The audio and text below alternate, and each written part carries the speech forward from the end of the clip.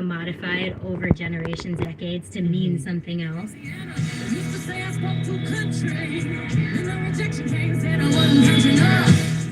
And something like Shabuzi's A Bar Song.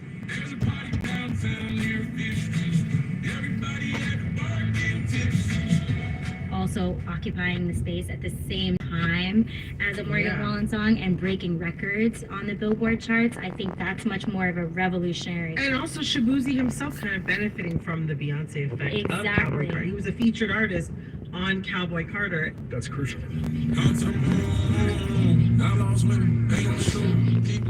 And is having this huge moment himself right now. Exactly. I feel like that's a much more intriguing and exclusive and unique story happening in the country space this year.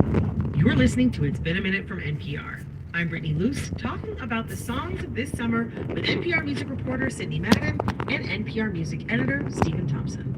I want to move to another artist trying to make your song of the summer, Miss Sabrina Carpenter. Miss Sabrina Carpenter. She's got 2 hits on the charts right now. Yeah, she got options. She's giving us options. And both of those, honestly, are doing really well. I think they could both be contenders for a song of the summer. One is Espresso.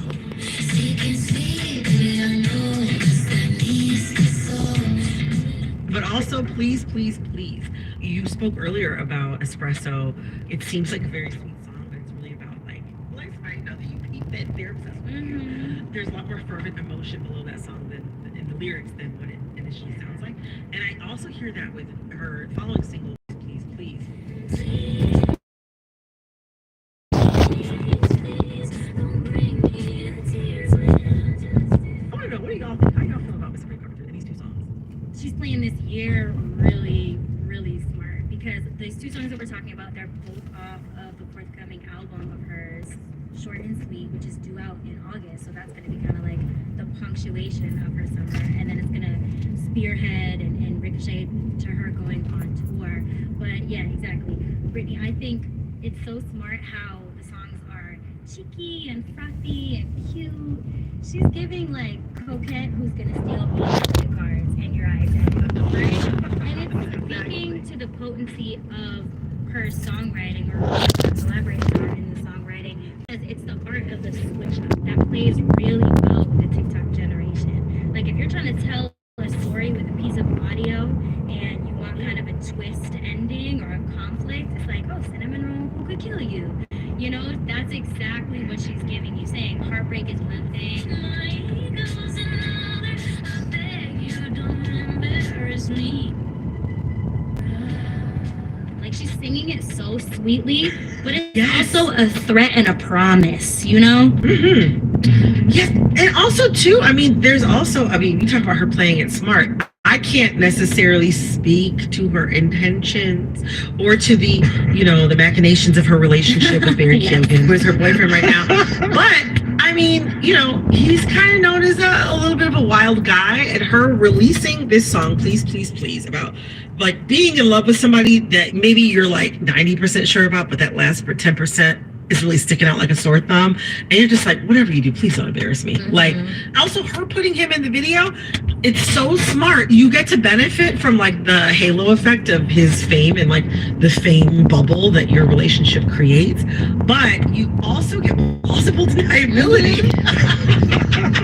Later down the line, if it doesn't work out, you could just say, look, you know, it's kind of like with Ariana Grande and Thank You Next. It's clever and also a little cynical in a way that I think people are connecting with.